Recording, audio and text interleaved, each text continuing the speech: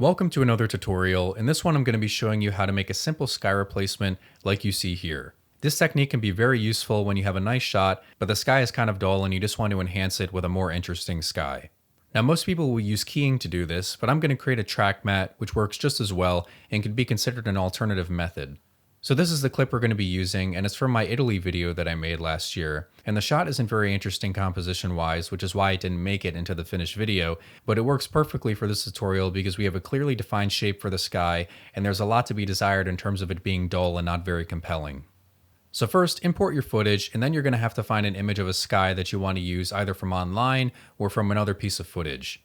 In this case, I just took a still frame from another shot that had a nicer sky, and that's what we'll be using, but it's totally up to you. Once you have that, bring your main clip onto the timeline and set your in and out points.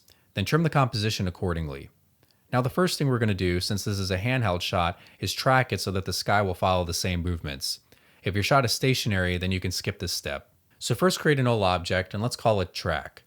Then select your primary layer and go to the tracking window, which if it's not already visible, go up to your menu bar, click window, and then make sure that it's checked in the dropdown. Then hit track motion. Track camera is more for 3D tracking, and since I'm just standing in place here, we should be fine with a 2D track.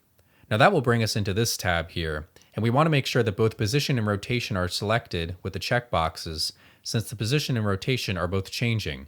It will use these 2 points to figure out the change in position and rotation so we can eventually apply that to our new sky layer.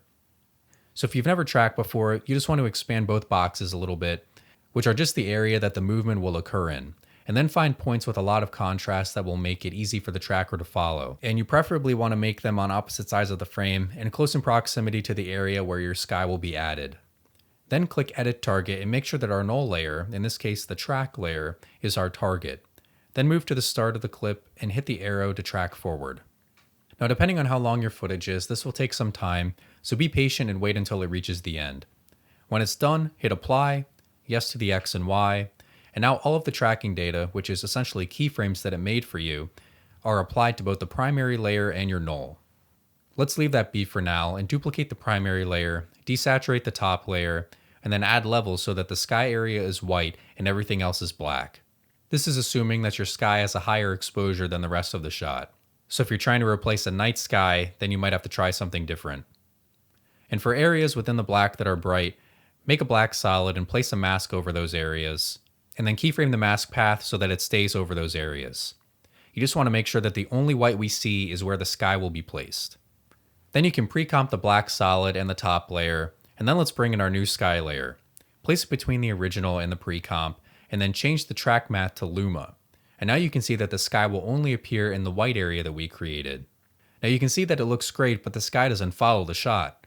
So go ahead and parent the sky layer to our null that has our tracking data on it. And now you can see that it follows the movement of the shot. Now let's add some color correction. Create an adjustment layer and place it above the rest, and then add lumetri, and then you can add some contrast by raising the highlights and lowering the shadows. And then increase the saturation.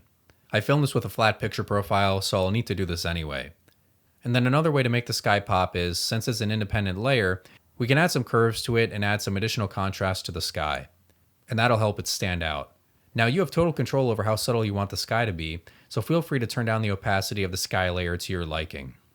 Now you could really swap out this layer to be whatever sky you want, like a sunset for example, but I will say be careful with this because you want to make sure that the surrounding environment is consistent with whatever sky you're putting in, lighting wise, so just be careful with that.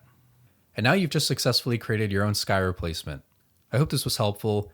Really quick before I go, I just want to let you all know that I'm currently working on an After Effects course that will be launching this fall.